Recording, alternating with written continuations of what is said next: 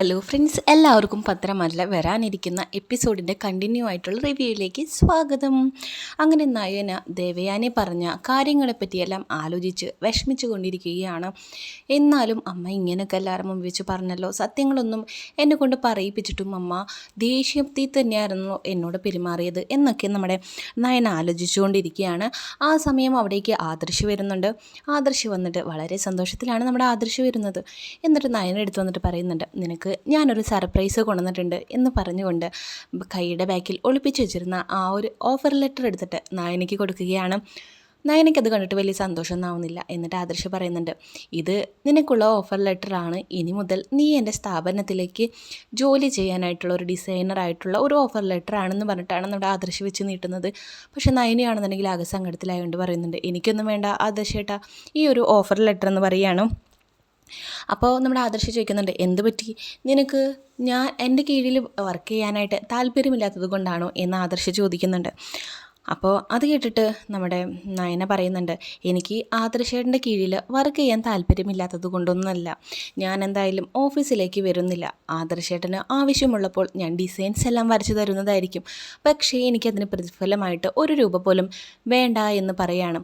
അതിന് കാരണം എന്താണെന്ന് ആദർശേട്ടൻ എന്നോട് ചോദിക്കാൻ നിൽക്കണ്ട എന്ന് പറഞ്ഞുകൊണ്ട് നയന അവിടെ നിന്നും സങ്കടത്തിൽ റൂമിൽ നിന്ന് പുറത്തേക്ക് പോവുകയാണ്. ആ സമയം ഇതെല്ലാം കേട്ടുകൊണ്ട് ജാനകി അവിടെ നിൽക്കുന്നുണ്ടായിരുന്നു. അപ്പോൾ ആദർശ് വിളിക്കുന്നുണ്ട്, നയനയെ എന്ന് വിളിച്ചപ്പോൾ അവൾ തിരിഞ്ഞു നോക്കാതെ അവൾ പോവുകയാണ് സങ്കടത്തിൽ. അപ്പോൾ ജാനകിയോട് പറയുന്നുണ്ട്, കണ്ടില്ലേ ചെറിയമ്മേ, അവളുടെ അഹങ്കാരം കണ്ടില്ലേ, അവൾക്ക് എൻ്റെ കീഴിൽ വർക്ക് ചെയ്യാനായിട്ട് താല്പര്യമില്ല. ഇത്ര അഹങ്കാരം പിടിച്ചിട്ടുള്ള ഒരുത്തിയെ ഞാൻ ആദ്യമായിട്ടാണ് കാണുന്നത് എന്നൊക്കെ ആദർശ് ചെറിയമ്മയോട് പറയുന്നുണ്ട്. അപ്പോൾ ചെറിയമ്മ ചോദിക്കുന്നുണ്ട്, ആദർശേ, ഇതുവരെയായിട്ടും നയന ഇങ്ങനെ നിന്നോട് സംസാരിച്ചിട്ടുണ്ടോ എന്ന് ചോദിക്കുന്നുണ്ട്. അപ്പോൾ ആദർശ് പറയുന്നുണ്ട്, ഇല്ല, ഇതാദ്യമായിട്ടാണ്. അപ്പോൾ എന്തോ പ്രശ്നമുണ്ടല്ലോ ചെറിയമ്മയെന്ന് ചോദിക്കുന്നുണ്ട്. ആ മോനെ, നീ ഇവിടെ ഇല്ലാത്ത സമയത്ത് ദേവയാനി അവളുമായിട്ട് ചെറിയൊരു പ്രശ്നമുണ്ടായെന്ന് പറയുന്നുണ്ട്. അപ്പോൾ അതെന്താണെന്ന് ആദർശ് ചോദിക്കുമ്പോൾ പറയുകയാണ്, അവൾ ഇവിടെ നിന്നും പൈസ എടുത്തു കൊണ്ടുപോയി അവളെ വീട്ടിലേക്ക് കൊടുത്തു എന്ന് പറഞ്ഞിട്ടാണ് ഇവിടെ പ്രശ്നങ്ങളൊക്കെ ഉണ്ടായത് എന്നുള്ളൊരു കാര്യം ജാനകി ആദർശിനോട് പറയുകയാണ്. അപ്പോൾ ആദർശ് മറുപടിയായിട്ട് പറയുന്നുണ്ട്, അവളെ വീട്ടിൽ എന്തെങ്കിലും പ്രശ്നമുണ്ടെങ്കിൽ അവൾ അതിലിടപെടുന്നതിൽ എന്താണ് തെറ്റ്? അതുപോലെ അവൾ ഇവിടെ നിന്ന് കൊണ്ടുപോയ പൈസ അത് ഞാൻ എടുത്തു കൊടുത്തതോ അല്ലെങ്കിൽ ഇവിടെ നിന്നും കൊണ്ടുപോയതൊന്നല്ല, അവൾ അധ്വാനിച്ചതിൻ്റെ പ്രതിഫലമാണെന്ന് പറയുന്നുണ്ട്. അപ്പോൾ ആദർശിൻ്റെ അടുത്ത് ജാനകി പറയുന്നുണ്ട്, ആര് മനസ്സിലാക്കിയില്ലെങ്കിലും മോൻ അവളെ മനസ്സിലാക്കണം. കാരണം ഇത്രയൊക്കെ പ്രശ്നങ്ങളുണ്ടായിട്ടും നിന്നോടൊരു വാക്ക് പോലും സംസാരിച്ചില്ല. വേറെ വല്ല ഭാര്യമാരായിരുന്നെങ്കിൽ വന്ന് കയറിയ അപ്പം തന്നെ നിൻ്റെ അമ്മയുടെ കുറ്റവും പറഞ്ഞ് നിൻ്റെ ചെവി തിന്നേനെ. പക്ഷേ അവൾ ഒരു അക്ഷരം മിണ്ടാതെയാണ് ഇവിടെ നിന്ന് പോയത്. അതുകൊണ്ട് അവളുടെ നല്ല മനസ്സ് മോൻ കാണാതെ പോവരുത് എന്ന് ജാനകി ആദർശിനെ ഓർമ്മിപ്പിച്ചിട്ട് അവിടെ നിന്ന് പോകുന്നുണ്ട്. പിന്നീട് കാണിക്കുന്നത് അനിയും നന്ദുവിനെയാണ്. അനിയാണെന്നുണ്ടെങ്കിൽ അവന് കിട്ടിയ ആരാധികയുടെ ലെറ്ററുമായിട്ടാണ് നന്ദുവിൻ്റെ അടുത്തേക്ക് ചെല്ലുന്നത്. അങ്ങനെ നന്ദുവിനോട് പറയുന്നുണ്ട്, ബ്രോ, നീ ഇതൊന്ന് വായിച്ച് നോക്കിയെന്ന്. അപ്പോൾ എന്തെന്ന് ചോദിച്ചപ്പോൾ എൻ്റെ കവിത വായിച്ചിട്ട് എനിക്കൊരു ആരാധിക അയച്ചൊരു ലെറ്ററാണെന്ന് പറയാണ്. അങ്ങനെ നന്ദുവിൻ്റെ അടുത്ത് അത് വായിക്കാനായിട്ട് പറയുന്നുണ്ട്. അങ്ങനെ നന്ദു അത് വായിച്ചിട്ട് അവൾക്ക് വലിയ ഇൻട്രസ്റ്റ് ഒന്നും തോന്നുന്നൊന്നുമില്ല. എന്നിട്ട് അനി പറയുന്നുണ്ട്, കണ്ടോ, ഈ ഒരു കവിയുടെ ആരാധികയാണ്. എനിക്ക് അതിലെഴുതിയ വരിയോ ഹാൻഡ് റൈറ്റിങ്ങോ അതൊന്നുമല്ല എനിക്കിഷ്ടപ്പെട്ടത്.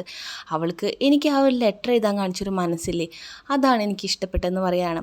അപ്പോൾ നന്ദു പറയുന്നുണ്ട്, അതിനിപ്പോൾ ഞാൻ എന്ത് വേണം, പോയി താൻ തന്നെ കണ്ടുപിടിക്കുമെന്ന് പറയുകയാണ്. അത് തന്നെയാണ് എനിക്ക് പറയാനുള്ളത്. ബ്രോ എങ്ങനെയെങ്കിലും എനിക്ക് അവളൊന്ന് കണ്ടുപിടിച്ച് തരണമെന്ന്. ഇതിൽ അഡ്രസ്സും കാര്യങ്ങളൊന്നും ഇല്ലാണ്ട് ഞാൻ എങ്ങനെ ചെയ്യാനാ? അപ്പോൾ അനിയോട് പറയുന്നുണ്ട്, നീ ഇതൊന്നും നോക്കാതെ വർക്കൗട്ടും കാര്യങ്ങളൊക്കെ ചെയ്യാനായിട്ട് പറയുന്നുണ്ട്. അപ്പോൾ പറയുന്നുണ്ട്, അതൊക്കെ ചെയ്യുമ്പോഴും ആ ഒരു പെൺകുട്ടി തന്നെയാണ് മനസ്സിൽ എന്ന് പറയണം.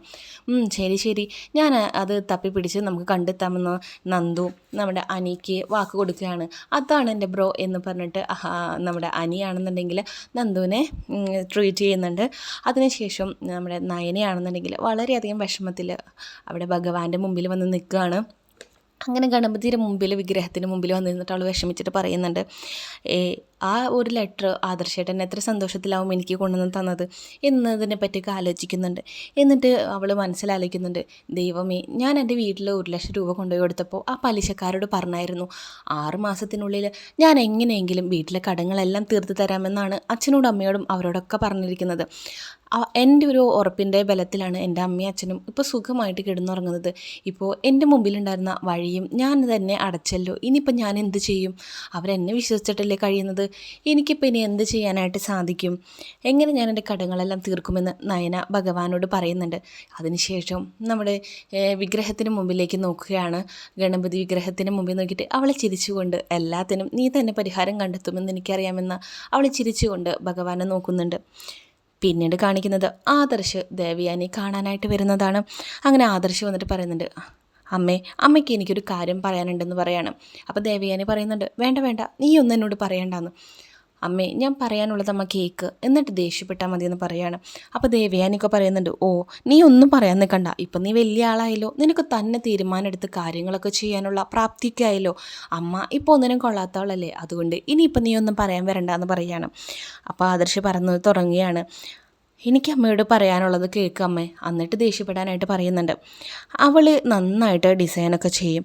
അതേപോലെ അവൾ ഡിസൈൻ ചെയ്തിട്ട് നമുക്ക് 1 അല്ല 2 3 കോൺട്രാക്റ്റുകൾ കിട്ടിയിട്ടുണ്ടായിരുന്നു. കൈവിട്ട് പോകുമെന്ന് വിചാരിച്ചിട്ടുണ്ടായിരുന്ന പല കോൺട്രാക്റ്റുകളും നമുക്ക് അവൾ കാരണം ഡിസൈൻ ചെയ്തിട്ട് കിട്ടിയായിരുന്നു. ആ ഡിസൈൻ ചെയ്തതിൻ്റെ പ്രതിഫലമായിട്ടാണ് ഞാൻ അവൾക്ക് ആ ഒരു പൈസ കൊടുത്തത്.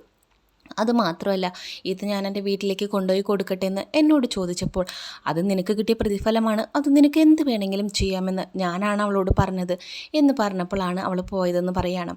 അപ്പോൾ ദേവയാനി പറയുന്നുണ്ട്, ഞാൻ വിചാരിച്ചത് അവൾ ഇവിടെ നിന്ന് പൈസ എടുത്തുകൊണ്ട് പോയെന്നാണ്, അതുകൊണ്ടാണ് ഞാൻ അവളോട് അങ്ങനെയൊക്കെ സംസാരിച്ചത് എന്ന് ദേവയാനി പറയുന്നുണ്ട്. അപ്പോൾ പറയുന്നുണ്ട് ആദർശ്, അതല്ലമ്മേ, ഞാൻ കൊടുത്തതല്ല, അത് അവളുടെ പൈസയാണെന്നുള്ളൊരു കാര്യം പറയുന്നുണ്ട്. അപ്പോൾ നമ്മുടെ ദേവയാനി പറയുന്നുണ്ട്, ഇത് നോക്ക് ആദർശ്, ഈ വീട്ടിൽ എന്തെങ്കിലും നടന്നു കഴിഞ്ഞാൽ അത് ഞാൻ അറിയണമെന്ന് വിചാരിക്കുന്നത് തെറ്റാണോ? അതുപോലെ ഞാനത് വിചാരിച്ചു ഇവളിവിടെ നിന്ന് കൊണ്ടുപോയ പൈസയെന്ന്, അതുകൊണ്ടല്ലേ ഞാൻ അവളോട് അങ്ങനെയൊക്കെ സംസാരിച്ചതെന്ന് പറയുന്നുണ്ട്. അപ്പോൾ ആദർശ് പറയുന്നുണ്ട്, അത് ഞാൻ അമ്മയോട് പറഞ്ഞില്ല, അതെൻ്റെ ഭാഗത്ത് തെറ്റാണ് എന്ന് പറയുമ്പം ദേവയാനി പറയുന്നുണ്ട്, അത് നീയും പറഞ്ഞില്ല, നിൻ്റെ ഭാര്യയും എന്നോട് പറഞ്ഞില്ല എന്ന് പറയുന്നുണ്ട്. അപ്പോൾ ആദർശ് പറയുന്നുണ്ട്, ഓ അത് ശരിയാണമ്മേ, ഞാൻ അവളോട് പറയാം എന്ന് പറഞ്ഞപ്പോൾ ദേവയാനി പറയുന്നുണ്ട്, നീ നിൻ്റെ ഭാര്യയോട് പറഞ്ഞ് മനസ്സിലാക്കുക, എന്ത് ചെയ്താലും കുഴപ്പമില്ല, പക്ഷേ ഞാൻ അറിയാതെ ഒന്നും ചെയ്യരുത്, അതെനിക്ക് ഇഷ്ടമല്ല എന്ന് ദേവയാനി പറയുന്നുണ്ട്. അപ്പോൾ ആദർശ് പറയുന്നുണ്ട്, ഓക്കെ അമ്മേ, ഞാൻ തന്നെ അവളോട് ഇക്കാര്യം പറയാം, അമ്മയോട് എനിക്ക് വേറൊരു കാര്യം കൂടി പറയാനുണ്ടെന്ന് പറയാണ്. അപ്പോൾ ദേവയാനി ചോദിക്കുന്നുണ്ട്, അതെന്താണെന്ന്. അപ്പോൾ ആദർശ് പറയാണ്, അവൾ നന്നായിട്ട് ഡിസൈൻ ചെയ്യും, അവളെപ്പോലെ ഒരു ഡിസൈനർ നമ്മുടെ കമ്പനിക്ക് ഉണ്ടായാൽ അത് വളരെയധികം ഉയർച്ചയ്ക്ക് നല്ലതാണെന്ന് പറയാണ്. അവൾക്കുള്ള ഒരു ഓഫർ ലെറ്ററുമായിട്ടാണ് ഞാൻ ഇവിടേക്ക് വന്നത്, അവൾ അവിടുത്തെ ഡിസൈനറായിട്ട് നിയമിക്കാനായിട്ടെന്ന് പറയാണ്. അപ്പോൾ ദേവയാനി പറയുന്നുണ്ട്, അവൾ ഈ വീട്ടിൽ തന്നെ അടച്ചുപൂട്ടിയിരിക്കാനൊന്നും എനിക്ക് താല്പര്യമൊന്നുമില്ല, അവൾ ഡിസൈനറായിട്ട് കമ്പനിക്ക് വരുന്നുണ്ടെങ്കിൽ നമ്മുടെ കമ്പനിയുടെ ലാഭമാണ്, അപ്പോൾ അവൾ അവിടെ ജോലിക്ക് വരുന്നതിൽ എനിക്ക് വിഷമമൊന്നുമില്ല എന്ന് ദേവയാനി പറയുന്നുണ്ട്. നമ്മുടെ കമ്പനിക്ക് വേണ്ടിയല്ലേ, വീട്ടിലടച്ചിട്ടൊരു കാര്യമില്ല, അതുകൊണ്ട് അവൾ അങ്ങോട്ട് പൊക്കോട്ടെ എന്നുള്ളൊരു കാര്യം ആദർശ് പറയുന്നുണ്ട്. അങ്ങനെ ദേവയാനി കൊണ്ട് ആദർശ് സമ്മതിപ്പിക്കുകയാണ് നയനയെ ഓഫീസിലേക്ക് വിടാൻ പറഞ്ഞുകൊണ്ട്. അവളങ്ങനെ പൂർണ്ണമായിട്ടുള്ളൊരു സമ്മതം നൽകുകയാണ് ദേവയാനി ആദർശിന്. ഈ ഒരു സമ്മതം മൂളൽ ദേവയാനി ഒരു പ്രായച്ചിത്തം പോലെയാണ് ആദർശ് ചെയ്യിപ്പിച്ചിരിക്കുന്നത്.